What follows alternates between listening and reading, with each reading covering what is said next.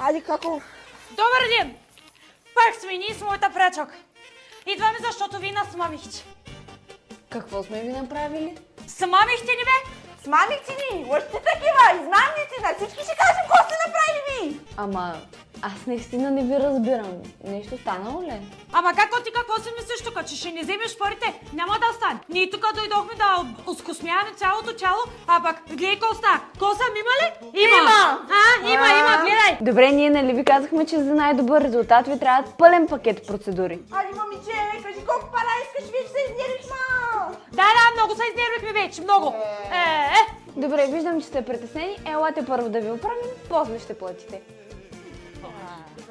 Айде, давай да отиваме кака, сега ще лъснем косама, ще се оправим с него. Ще назнаят цялата мала кака, мала.